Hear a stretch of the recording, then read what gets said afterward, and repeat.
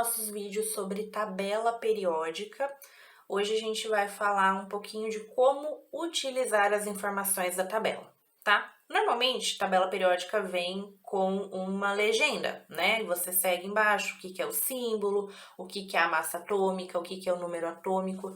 Para lembrar o que é massa atômica e número atômico, a gente já tem um vídeo sobre partículas atômicas, tá? Dá uma olhadinha aí que você consegue lembrar o que são essas partículas. E a tabela traz essas informações com legenda, mas além do que a legenda pode te fornecer, e claro, tem tabelas mais completas do que outras, algumas trazem informações de densidade, ponto de fusão, ponto de ebulição, mas no básico, o que ela me oferece? Bom, a tabela periódica, eu tenho coluna e eu tenho linhas. Em cada uma das linhas, eu tenho os períodos. Então, período 1 da tabela, aqui eu tenho período 2, período 3, até o 7º. São 7 períodos que eu encontro em cada uma das linhas da tabela periódica, né? Depois eu tenho as colunas.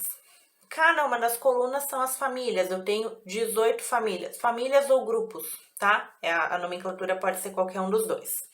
Então, eu tenho do 1 ao 18, e eu posso só seguir essa ordem mesmo, 1, 2, 3, 4 até o 18. Ou como era utilizado antigamente e que eu particularmente acho mais didático, que é separar pelas famílias A e as famílias B. Então, a gente usa os algarismos romanos nessa representação.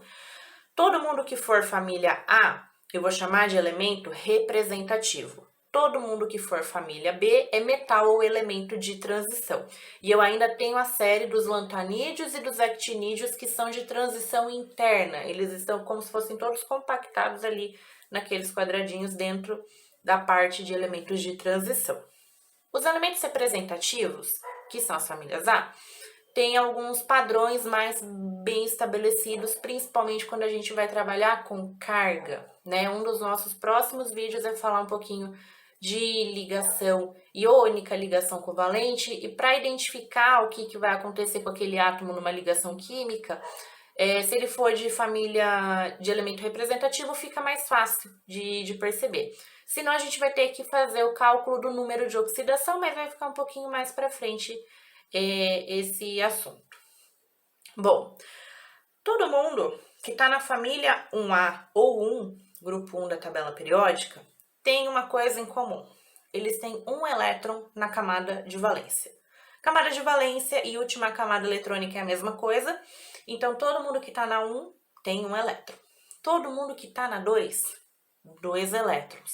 E assim eu vou seguindo, só que isso só para os representativos, que são os elementos presentes nas famílias A, tá? Para os de transição, a gente vai ter algumas peculiaridades, a gente estuda separado.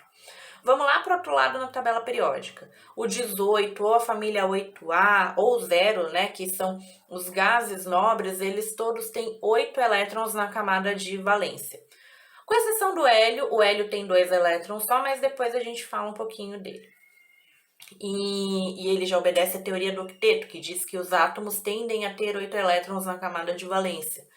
Bom, então, o número que eu tenho na família, 1A, 2A, 3A, a 3A é a família 13. A 4A é a 14, então o segundo número já conta também. Quantidade de elétron na última camada. Família 5A, 5 elétrons na última camada. Os períodos indicam, né, de acordo com o número do período que se encontra aquele elemento, quantas camadas eletrônicas foram distribuídas. Tá no período 1, uma camada eletrônica distribuída. Período 2, 2 camadas. E assim ele vai seguindo.